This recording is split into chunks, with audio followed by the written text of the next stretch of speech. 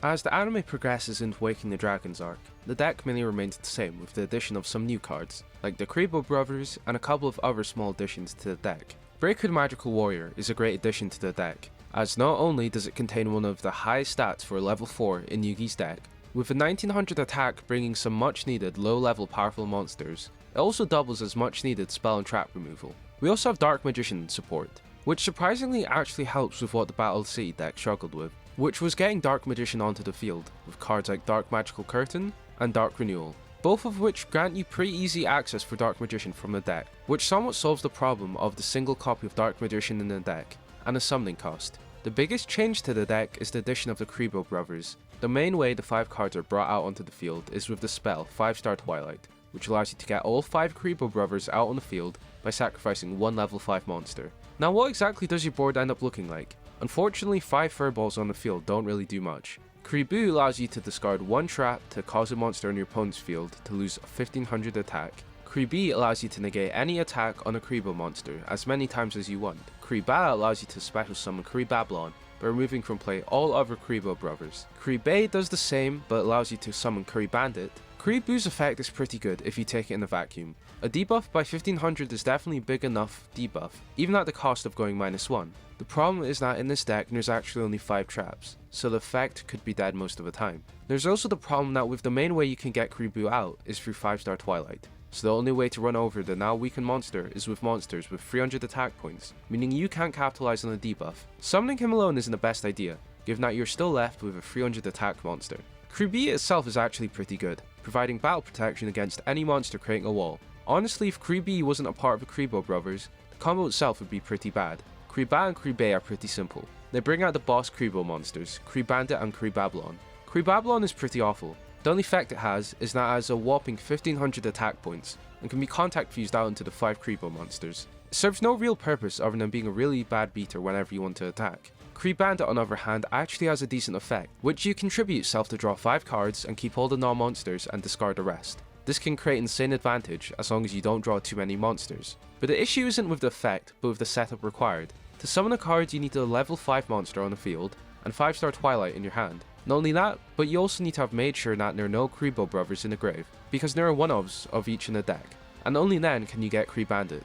Ultimately, it's still a decent advantage generator, even if the method itself is convoluted, and Card of Sanctity already exists in the deck, which is just a better version of this combo. So do the Kuriboh Brothers really provide anything extra in that the deck was lacking like consistency? You'll hear me saying this a lot, but again, no. The deck was already disjointed, with a lot of different mashing cards that relied on specific one-ofs, and adding in Kuriboh Brothers certainly did not help that weakness. Kuriboh and Kuriboh only work if all 5 Kuriboh Brothers are on the board, so you're going to need 5-star Twilight to be activated to get all 5 out.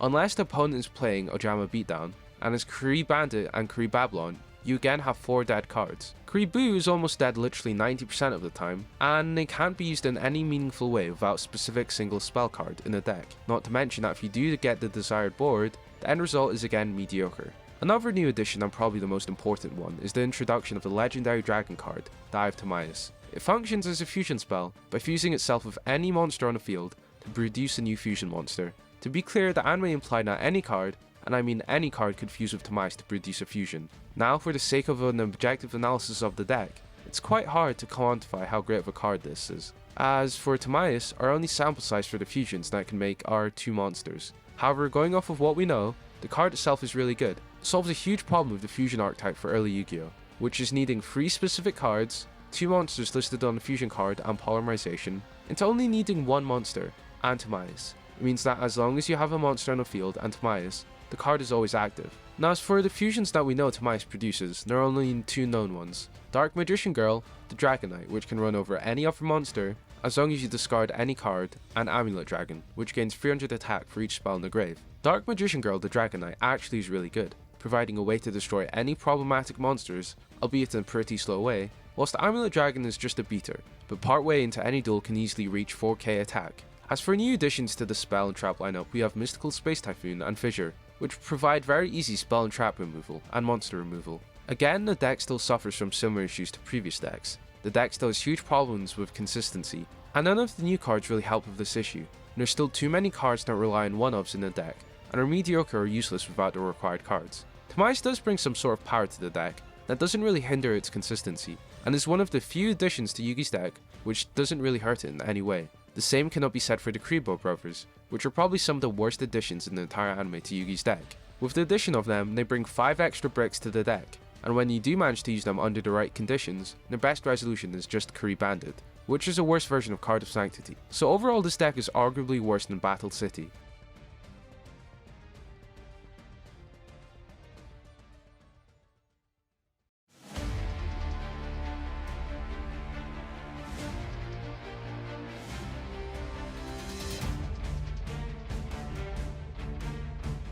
So of the Grand Championship arc, we don't see too many duels that Yugi's involved in, so there aren't many additions or changes to the deck, with the only new cards seen being Emblem of Dragon Destroyer, Emergency Provisions, Dark Magic Retribution, and support for the Poker Knights. Emblem of Dragon Destroyer is pretty simple. It searches out Buster Blader for you. The fact might seem a bit redundant.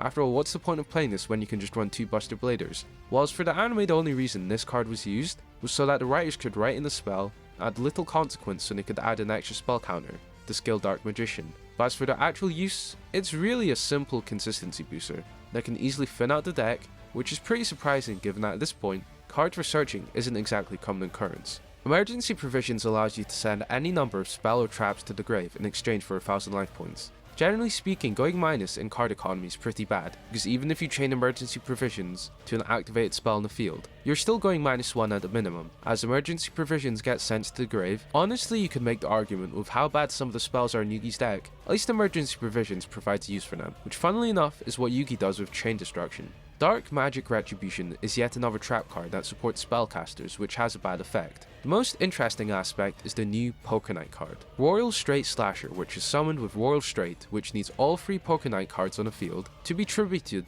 to summon Royal Straight Slasher. Royal Straight Slasher surprisingly has a pretty good ability which destroys all cards the opponent controls at a cost of sending monsters from level 1 to 5 from the deck to the grave. I don't think I need to explain why Board Wipe is pretty broken, especially for the easy cost of sending 5 monsters from your grave. The card by itself is pretty broken, but again the problem, like always, is that it's gated behind another bad card, Royal Straight, which means that you need all 3 Poker Knights on the field, which you get the idea at this point. But there's also another problem, and that's Yugi's deck only has 1 level 2, and at most 2 level 3s. Well, why is this a problem, you might ask? Well, you need to send 5 monsters with levels 1 to 5 from your deck as a cost, so if this isn't possible, you aren't able to activate the ability. So if at any point you draw a Vindictive Old Magician, which only had 1 appearance in the anime, and was only to be used as fodder for this card because Yugi has never been shown to use a level 2 in his deck, or a Giant Soldier of Stone, this turns Royal Straight Slasher into 2400 Vanilla Beater, with one of the most absurd summoning conditions. So yet again, even when we think we find a potential high point for the deck, it turns out to be a brick.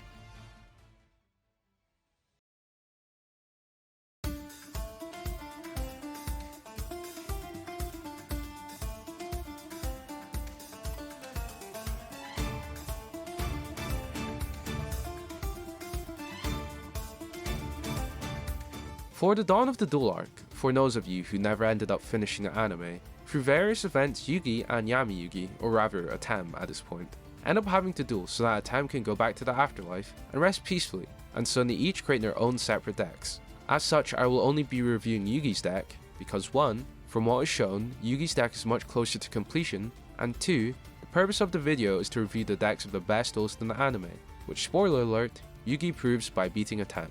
The first thing you might notice is that there are only 39 cards in the deck, which funnily enough, out of the 2 duels Yugi participated in alone, Bakura and Atem, all the cards shown add up to 39. We'll also be combining the cards shown in the Bakura duel, as it largely seems to be the same deck.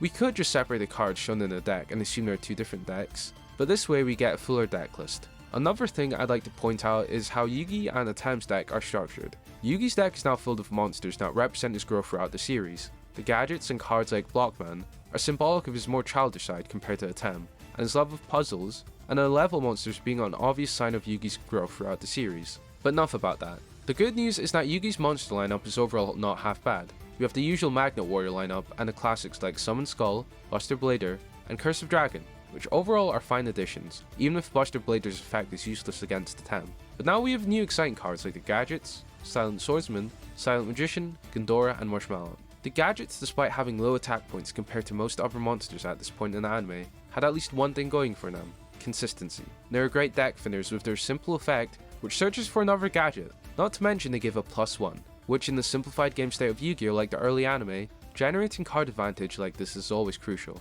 The two silent monsters have simple effects which increase their attack by 500 either on your draw phase or the opponent's standby phase. The cards offer some sort of power that the deck lacks, but they obviously require a lot of turns to build up and being present on the field, which means they can be destroyed. Their initial body of 1000 can be beaten very easily over, so they require protection which the deck offers some sort of. However, they're pretty underwhelming, which is probably why the import to the TCG caused them to have effects. Gandora has a pretty powerful board nuke effect, which is pretty good considering that this deck struggles a lot with outputting any sort of power, the caveat being that he requires 2 tributes. Not only that, his effect destroys every card on the field, including himself, so as your normal summon has been used up, you're left with an empty field, leaving the opponent to gain a head start.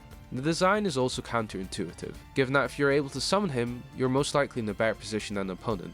Ultimately, he's still pretty decent. A full board wipe is no joke, even if the card itself isn't the best it could be. Marshmallow has a pretty simple effect. It cannot be destroyed by battle, and if it is face down and is attacked by your opponent takes 1000 damage. Probably one of the best cards to be added to the deck. It allows for great stalling, especially with Marshmallow glasses, allowing you to build a monster board without fear of getting ran over. And with how rare monster destruction is, the opponent would have a hard time getting rid of him. An actually good card that helps many of the deck's weaknesses. Another thing to know is that with the Magnet Warriors and the gadgets, we actually have some serious synergy with the spell and traps. Probably one of the new best spell cards in the deck, Ties of the Brethren, allows you to summon 2 extra monsters with the same type and level from your deck, but also generates a board so you can tribute summon higher level monsters. Summon Valkyrion, proc Stronghold and Moving Fortress's effect, and with how you only need one of the monsters, this card actually most of the time shouldn't be a brick. We also have Magnet Reverse, a card that can summon any rock or machine from the grave, and Magnet Force, which can reverse the target of any targeting card into the opponent's monster. Despite the synergy between the gadgets and Magnet Warriors, they're still just weaker versions of cards that we've already seen in Yugi's deck, like Monster Reborn, Premature Burial, Shadow of the Grave. As for the spell and trap lineup, we still have some overpowered cards like Pot of Greed, Card of Sanctity. Fortunately for this version of the deck, we don't have the usual problem that seems to plague so many of Yugi's decks. Niche one-off cards that don't really work outside the specific instant, with the exception of Magician's Circle, but given that this deck was used for a TEM, the inclusion of this card isn't as egregious. Cards like Amber Shield and Soul Rope help supplement the deck's strategy of swarming the field with gadgets or Magnet Warriors, and using the card advantage to boost the power of monsters. The deck is interesting because it is one half of the arsenal of monsters that would be expected from Yugi, predominantly cards like Dark Magician, the Egyptian Gods, and Gaia, which honestly itself is a blessing. Mainly because the god cards and the cards like Dark Magician were just bricks in the hand and required way too much setup, which the previous decks did not support at all. To add on, another problem that previous decks had was with the amount of Dark Magician support cards, which itself isn't a bad thing, but when you're only playing 1 Dark Magician and at most 2 Monster Revival cards, that causes 7 cards in the deck to be dead, which heavily limits what you can even do. But with this deck, there's a much clearer focus on the deck's goals, where really the only 2 archetypes with multiple cards dedicated to them are the Gadgets and Magnet Warriors, which are low level monsters, so no need to tribute summon, and the support cards aren't gated behind a single monster. The inclusion of the cards actually helped to make the deck a bit more consistent, Ties of the Brethren and the Gadgets. Despite the consistency though, there's still a clear lack of power without the need of a bit of setup, and a lacking of much needed monster and spell and trap remove. The deck really only has Gandora as any sort of removal, and as we've discussed requires 2 tributes, so if there are any problem cards that can't be ran over, that's going to cause quite a bit of a problem for the deck. As for their power output, there are obviously a couple cards that are heavy hitters, like Summon Skull, Valkyrion, the silent monsters once they get built up, and Stronghold, the moving fortress, once all the gadgets are on the field. Ultimately, the deck is still pretty good, as it definitely has by far the best consistency out of all the decks that Yugi has previously used, even if it is lacking some of the more well-known cards like Dark Magician or the God cards.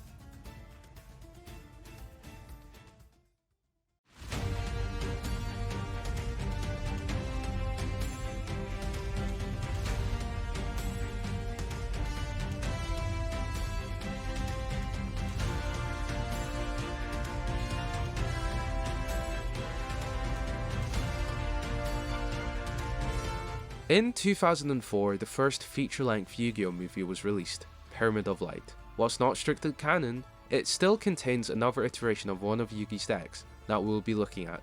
Along with the movie was the Japanese novelization, where we see, finally, a full 40 card deck for Yugi. Unfortunately, this novelization was never officially brought over to the rest of the world, for some weird reason. This deck follows a pretty similar structure to his other decks, which as usual lacks cohesion and synergy with each other. However, as far as the decks in the anime go, this could be a lot worse. With how so many cards always feature one-off specific cards for episodes, the benefit of this deck only being used in one duel allowed for a bit more freedom for the writers to construct this deck. What you'll notice with the deck is that it attempts to introduce the most synergy we've seen for the spellcaster sub-archetype in the deck. This is shown in the addition of main deck monsters like Magician's Valkyria, Skilled Dark Magician, Magician of Faith, and Sorcerer of Dark Magic. Magician's Valkyria is a level 4, 1600 attack monster that prevents your opponent from attacking any other spellcaster while she is on the field. Skilled Dark Magician is a level 4 monster with 1900 attack and 1700 defense that contribute itself if 3 spell cards are activated to summon Dark Magician from the deck. Sorcerer of Dark Magic is a level 9 3200 attack monster that can only be summoned by tributing 2 level 6 or higher spellcasters, with the extremely broken ability of negating any trap card. And finally, Magician of Faith is a flip monster that retrieves 1 spell back from your grave. Magician's Valkyria utility in the deck is somewhat limited. It serves as a flimsy battle protection for your other spellcasters, but the deck really has little need for this sort of battle protection. Dark Magician, Sorcerer of Dark Magic, and Dark Magician Girl require tribute, and all have higher attack than Magician's Valkyria. And even if we were to include the other spells, what really is the best case for this card? Protecting Skilled Dark Magician? The card by itself is pretty inoffensive, at least it isn't totally useless, and in some cases may even be pretty helpful. But that's not getting into what its best use case is, which is the Valkyria lock. If you're to summon Magician's Valkyria alone, it provides no battle protection for itself. But what if you were to summon 2 together? Well, as both effects would prevent an opponent from targeting any other spellcaster, this would effectively create an unbreakable battle lock on the field, as long as you did not summon any non-spellcasters. In theory, this would be broken, preventing the opponent from attacking your spellcasters. In a format where effect destruction is extremely rare, this would be extremely valuable. But in practice, within the context of the deck, it falls short in reality. For some reason, this deck only lists 2 Magician's Valkyria, which if you're wanting to make full use of this combo, why not 3 Magician's Valkyria? And with how not even a majority of the deck are spellcasters, this combo mathematically only really helps with a third of the deck. Skilled Dark Magician is a great addition, if not one of the best. It's a 1900 beater, which can help with beating over other monsters, and also can special summon Dark Magician, which helps the inherently slow and inconsistent aspect of the Dark Magician support in the deck. Nothing much left to say, other than it being one of the few good choices Yugi made. And to top it off, Yugi seems to realize that putting more than one good card in the deck is a good thing. Magician of Faith is also surprisingly another great addition to the deck, as it supports one of Yugi's deck's strongest components, the spell lineup. Being able to recycle cards like Pot of Greed, Premature Burial, Monster Reborn, and Mage Power, just to name a few, is always a great thing. However, the final new spellcaster addition to the deck, Sorcerer of Dark Magic, remains one of the worst new additions to the monster lineup, blocking this card from only being able to summon if you have 2 level 6 spellcasters on the field, which basically translates to Dark Magician Girl and Dark Magician in this deck, where you only have one of both, and like always require extremely hard setup. For a comparatively mediocre payoff means that this monster will barely get any play, if ever. The 3200 stat line is certainly impressive, don't get me wrong, but compared to the gods that require less setup and are in every way more impressive, really highlights the lack of use for this card. Gaia the Fierce Knight, one of the few retrains to the deck, allows you to normal summon him without tributes, if he's the only card in your hand. It's nice to see that the writers realize that having this many monsters that require 2 tributes would not work without some retrains. It's a fine retrain all things considered, as well as having no cards in your hand in the deck, where you'll always have bricks in your hand from all the amount of dead cards that are found. Normal summoning a 2.3k beater is better than it seems in this kind of format. Sombria and Gemini Elf really bring some high needed attack normal summonable monsters. The most interesting inclusion of the new cards is probably Watapon. Watapon is a level 1 monster with a measly 200-300 stat line, with the effect of it being able to special summon itself from your hand after you draw it due to a card effect. With how much draw power Yugi normally has in his decks, with cards like Pot of Greed, Graceful Charity, and Card of Sanctity, this would provide the deck with easier ways to tribute summon. Unfortunately, Yugi removes those broken draw spells in favour of Exchange, so as it stands, Watapon's effect barely comes into use, with there only being 2 drawed cards in the deck. Again with spells, there is not much difference between the spell and trap lineup, with the exception of Mage Power, Ultimate Offering, and Exchange. Mage Power is one of the best spells I would say that have been added to the deck. A thing you'll notice from Yugi's deck is that whilst it always has had extremely powerful and spell trap lineup, it hasn't had anything like this to augment the power of monsters like this. With how many dead spells you have in the deck, it won't exactly be hard to find spells to boost monsters' attack, so this card more often than not will not be live. Ultimate Offering is a continuous trap that allows any player to pay 500 life points and immediately after that they can normal summon like normal. As we're going by the anime card effects, instead of the effect being confined to one player, this allows any player to summon as many monsters from their hand as they'd like.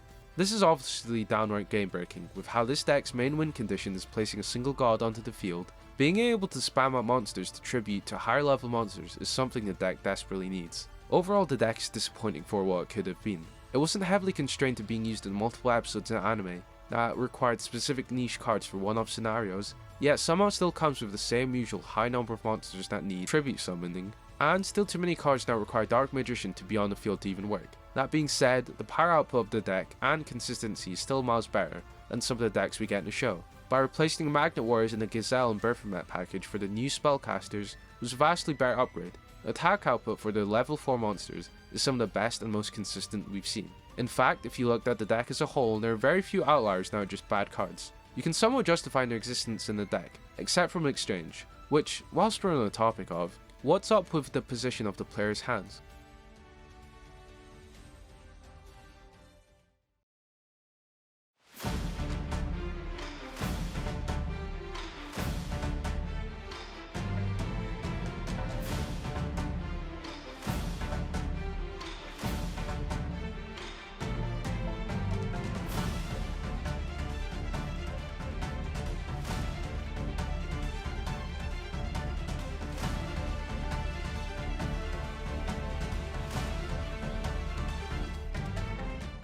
In 2017, a whole 13 years after Pyramid of Light came out in theaters, a sequel movie to the manga, Yu-Gi-Oh! Dark Side of Dimensions was released. With the large distance from the end of the anime being aired, and the release of this movie, came in an entirely new overhaul to Yugi's deck, and consequently the power of the deck. Unlike Pyramid of Light, there is no official deck list given out, so we'll base the deck on the cards he used, him choosing his cards at his grandpa's game store, and the Thames Duel of Kaiba. This technically isn't Yugi's deck, but this does give us a neat 40 cards for his deck. Based on first impressions, the most notable thing is that we have a lot of traps. Like a lot. Normally, the existence of traps barely takes up any space in most of Yugi's deck, so that seems past the time leaving him, he's decided to add a whole repertoire of traps to his deck. It also appears lucky that since the Ceremonial duel with the Pharaoh, his cards have all received a retrain, which seems like an unfair benefit of being friends with the creator of Duel Monsters, so we have a lot to get into. Yugi's ace, Dark Magician of course, is still present in the deck, along with his companion, Dark Magician Girl. But as it is 2017, the overall power of the cards in the anime has increased. Just by having two effectively normal monsters in your deck, with very underwhelming support would not cut it, even for a format in the anime. So of these two, there are some support cards that help for the Magician duo. We'll start with the main monster lineup. Dark Magician Girl seems to have hired two of her own apprentices, Lemon Magician Girl and Apple Magician Girl. Apple Magician Girl is a level 3 spellcaster monster with 1200 attack and 800 defense, that when targeted for an attack, allows you to special summon another level 5 or higher spellcaster from your hand, then change the target to it. And if this happens, then attacking monster's attack gets halved. And if the card gets destroyed, you can recycle 3 Magician Girls with different names in your grave. Lemon Magician Girls allows you to tribute any Magician Girl monster to add any spellcaster from your deck to your hand. If the card is targeted for battle, you can special summon any spellcaster from your hand, where its effects are negated, but the opponent's monster attack is halved. The Fruit Magician Girls are a mini engine in the deck, allowing access to Dark Magician and other spellcasters. Well, that's what they're designed to be, but the deck design does not help these effects to be useful in any way. Lemon Magician Girl's first effect, whilst it could be useful in a dedicated spellcaster deck, is only usable with only 3 cards in the deck, and where in the cases you do manage to get it off, it has very little payoff. Similarly, Apple Magician Girl's recycling effect is okay, but in a deck where you run a total of 3 Magician Girls, there will barely be situations where this effect is useful. So once again, their attack stalling effect will barely come into play, as at the end of the day, the 3 Magicians just don't juice up the deck as they're intended to. We also have a couple of the usual Dark Magician support cards, but with the new era of Yu-Gi-Oh! Comes new ways of attempting to stuff level 7 normal monsters into your deck. Dark Horizon is a trap that allows you to special summon any dark spellcaster from your deck, so basically Dark Magician or Dark Magician Girl, as long as the damage you take is more than equal to the attack of the monster. Dark Horizon provides another way to access Dark Magician, but the problem is, it's too limited and slow to really be a good way to summon him. Relying on receiving damage over 2.5k is an incredibly risky strategy. It just often ends up being a dead card on the field, but compared to what we had before for summoning Dark Magician, it's still a decent effort. Dark Magic Veil is a simple spell that allows you to special summon any Dark Magician from your hand or grave. Definitely a very good way to get Dark Magician out. especially if he's been destroyed and you're stuck with 1,000 knives in your hand, but still is effectively a dead card for most of the game until you draw him, or Dark Magician Girl. Final Gias is a normal trap with the following effect. During the turn when monsters with level 7 or higher on both sides of the field are sent to the grave, banish all monsters from the grave, then special summon the spellcaster with the highest level that was banished from your grave by this effect. Or more accurately, this card's effect reads as, give Dark Magician more screen time in the movie, so you can pretend that a level 7 normal monster is a good ace in 2017. With the few number of easily accessible level 7 or higher monsters in the deck, and also needing the opponent to have a level 7 or higher monster also be sent to the grave in the same turn, means that this card is almost never going to go off. For our final spellcaster trap, we have Magician's Defense, a continuous trap that halves all battle damage as long as you control the spellcaster. Ultimately, this card does nothing, as having battle damage is barely a worthwhile effect. Plus, as soon as you lose all your spellcasters, which is super easy when your best form of protection as well, a literal fruit, this card becomes totally useless. So it seems that Pegasus did not feel like giving Yugi any worthwhile support for Dark Magician. But what about the retrains of Yugi's deck? We have 4 new retrains from Atem's side of the deck, with Lord Gaia the Fierce Knight, Celtic Guard of Noble Arms, Clear Kuriboh, and Sentry Soldier of Stone. Let's break them down. Lord Gaia is a solid addition. He has a Cyber Dragon-like effect, whilst also increasing his attack by 700 if the opponent summons a monster higher than 2.3k. Its summoning conditions are not hard at all, and brings a very easy beat stick to the deck for very little downside. Then there's Clear Kuriboh, which allows you to discard it to negate any activation of a monster effect that inflicts damage. If the opponent's monster declares an attack whilst Clear Kuriboh is in the grave, you can banish it to draw 1 card. Then if this card is a monster, you can special summon it. This card on the other hand is just straight up awful, with no place in the deck. It can't even negate spell or trap effect damage, and even if you do negate effect damage, most of the time effect damage is not something worthwhile to even care to negate. Unfortunately, the second effect is also useless, where less than 50% of the time you'll draw a monster to only summon it, to most likely get destroyed, is an effect that would only be fit for the anime. Funnily enough, I would say that even Kuriboh, which was released 15 years earlier, would be a better pick. Celtic Guard of Noble Arms is a level 4 effect monster with 2100 attack and 700 defense, and it cannot attack if any cards are in your hand, and once per turn you can special summon 1 Celtic Guard monster from your hand, and if this monster deals battle damage, then you can draw cards equal to the number of Celtic Guard monsters. The main issue with this card is that in the entirety of Yu-Gi-Oh! There's a grand total of 3 Celtic Guards in the entire game, and in this deck there's only 1 other Celtic Guard. Not that it matters though, given how restrictive it is. It can't attack unless you have emptied your hand, and given the abundance of bricks in the deck, you'll have a hard time having an empty hand. Sentry Soldier of Stone, Gold Gadget, and Silver Gadget have the same problem, where their effect relies on there being multiple of their respective type to even work, with there only being 1 applicable target for the gadgets for their effect, and no rock monsters for Giant Soldier Sentry of Stone. Their effect barely comes into play, if ever. Marsh Macron, when destroyed, summons another 2 Marsh Macron from the deck. This would have been a great card for decks where Yugi relied on high level tributes, but in this deck where most cards thankfully can be summoned with ease, Marsh Macron is just a downgrade than Marshmallow. It's less useful as a wall than Marshmallow, and even as tribute fodder, barely ends up being better. Gandora X, the Dragon of Demolition, is a level 8 dragon monster with effect. If this card is summoned from the hand, then it can destroy any monster on the field, inflict damage to your opponent based on the monster of the highest attack, then finally its attack is equal to the damage inflicted. If Gandora X is still in the field at the end of your turn, you lose half your life points. Gandora X, similarly, like its predecessor before, gives the deck some power, as it can get rid of any problematic boss monsters, and also potentially become a boss monster himself with high attack, where before, Gandora would just die and leave you with an empty board. For a retrain however, it's barely even an upgrade, given that it doesn't banish monsters from the grave after being destroyed, and counting half of your opponent's life points every turn for having a big beat stick seems like an extremely hefty cost. But for our final card of the monster lineup is Palladium Oracle Mahad. Palladium Oracle Mahad has the same type and stats as Dark Magician, but with this effect.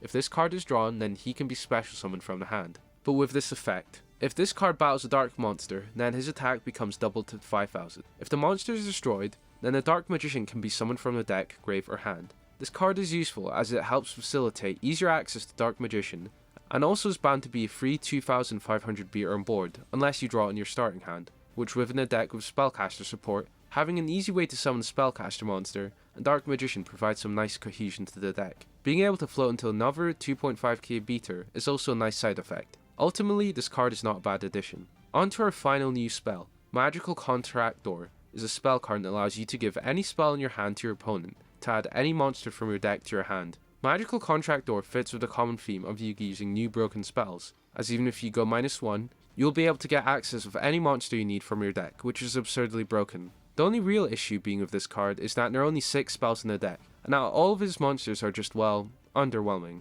But the biggest overhaul to Yugi's deck structure is by far the amount of traps. Yugi seems to have went for a build much more focused on traps, so we won't be going over all of them, as we've already spent a large amount of time on this deck, so we'll just be going over an abridged version of the notable traps. Yugi uses a series of dimension traps called the Dimension Pyramid, with the cards Dimension Guardian, Dimension Mirage, and Dimension Sphinx. Dimension Guardian prevents a monster you control from being destroyed by battle when it's in attack position. Dimension Sphinx lets you choose an attack monster you control, and if the opponent's monster attacks that monster and has double or more attack, then your opponent takes the damage difference in their attack. Dimension Mirage activates by choosing one of the opponent's monster. When a monster you control is destroyed by battle and that's not that monster, you can banish one monster from your grave to force that monster to attack again. So the idea behind these 3 cards is that you activate all 3 to form the Dimension Trap Pyramid, where all 3 will cause their monster to continuously attack your monster. But as your monster cannot be destroyed by battle and your opponent takes all the damage, then they're forced into a loop where they continuously attack themselves. This little combo worked out great in a movie, but in practice this combo is actually just self-destructive. In the movie, players would only take damage when their monster was destroyed, so Yugi was able to OTK Deiva this way. However, in the standard TCG, you'd still take damage when an opponent attacks your monster, so even if your opponent takes damage every time they're forced to attack you, you still take the damage first, causing you to lose before they do. This combo is fundamentally flawed for any sort of actual use. What's worse is that, alone with the exception of Dimension Guardian, they're individually bad cards, so even under the context of the rules in the movie, the Dimension cards were a bad choice. We still have a lot of trap cards to go over, so we'll do a speedrun of the remaining cards. Dig of Destiny. Seems like Yugi is too big of a fan of Patrick Hoban. Metamorphotress, going -1 to gain 1000 attack points is great. This was in Duel's Kingdom. Spiritual Swords of Revealing Light, somehow is worse than the spell released 15 years ago. Warrior's Devotion, 6 warriors in the deck. That's all I need to say. Metal Hold and Moving Blockade, 2 gadgets in the deck. That's all I need to say. Time Chain, too complicated for me to understand, so I'll guess that's a needlessly convoluted card that doesn't do anything. So as the 6 months since the Ceremonial duel made Yugi a better duelist, has the fact that Illusion Industries pumped out new cards for Yugi's deck made the deck any more powerful? Sadly, it seems like the answer is no. Yugi seems to have ditched his broken spell cards like Pot of Greed and Graceful Charity in favour of cards like Dig of Destiny, and the fact that retrains for every card he used has barely moved the needle in the deck makes the deck that even more disappointing, when his previous decks could very comfortably hold their own here. In fact, the Ceremonial duel seemed to have more cohesion and structure than this new deck, where before it mainly really focused on Rock and Machine, whereas this new deck appears to utilize too many different archetypes. Yugi utilizes an okay spellcaster core, with a smattering of different archetypes, like machines, warriors, and an awful trap combo. If before you thought it was bad with Yugi's choices during Battle City, with his deck composition, wait until you see a rock monster that can't activate its ability without another rock monster on the field, of which he has none. This deck is too messy, too underpowered for the time period it comes out in, and is a regression of Yugi's deck choices. So which is Yugi's best deck? Well, despite the deck missing what many would consider Yugi's best monsters like Dark Magician, the God cards, or Mirror Force, the crown would probably have to go to Yugi's deck against the Pharaoh, and that's pretty much due to one aspect I've constantly been repeating throughout the video: consistency. Past Duel's Kingdom, Yugi introduced a lot of archetypes that really did not work together at all or support each other in any way. Magnet Warriors, the Baphomet and Gazelle duo, and Dark Magician don't support each other. If we look at the Battle City deck, the God cards themselves are extremely powerful. There definitely isn't arguing that. It doesn't matter how broken the card effect is, if the requirements to summon it are too hard. Even if we were to disregard this fact, that so many of Yugi's decks just have way too many high level monsters, we also have to take into account there are just too many spells or traps affected by the curse of being a card, created by the writers for one specific moment in the show. So many decks just have too many dead draws and are reliant on specific cards in the deck, which again just makes the point that too many of Yugi's decks are just unplayable even with the power level of cards like Royal Straight Slasher and the Gods. So yes, I would argue that Yugi's best deck that he's wielded in the original run of the anime is definitely the last deck he uses against the Tem, which is fitting given that it would make sense that his final deck that he uses to beat the Pharaoh is actually his most strongest, and proves that he no longer needs to rely on him anymore.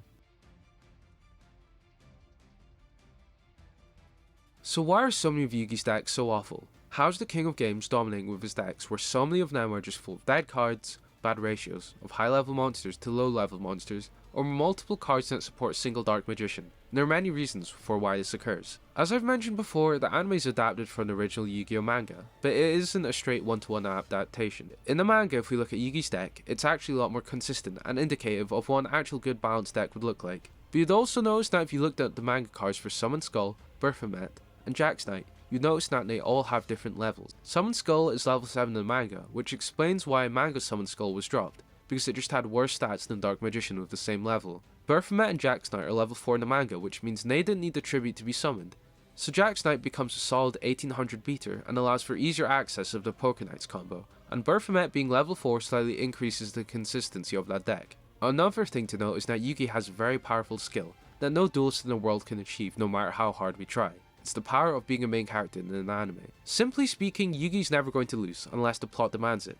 He will always have the draw he needs if he's losing, meaning that it doesn't require how jank his deck is, he won't ever be in a situation of having 3 spell cards that require Dark Magician and 2 God cards in his hand. I mean, Kazuki even needed to make up an in-universe reason for why Yugi is always to get the win. We'll ignore the fact that plot armor is exclusive to Yugi. You can see this all the time with one-off cards that miraculously make one appearance in the anime and never show up again, looking at you Ragnarok. We also have to take into account that cards making sense for the narrative is always better than making cards that are good. Seeing Yugi using the same exact deck with good generic cards over and over again for each duel doesn't make for a good narrative experience. It's cool seeing him use Dark Magician. It's cool seeing him summon all 3 God cards in the same turn. The rule of cool should always and is always going to prevail over pleasing people who obsess over every tiny detail. That's why any sort of objective analysis to deck structure based on the anime is ultimately fruitless, and why the premise of this video is flawed. Writers for the show don't care about the chances of Yugi bricking in his first turn. They want to make the duel as exciting as possible. But looking to the future of the Yugi anime,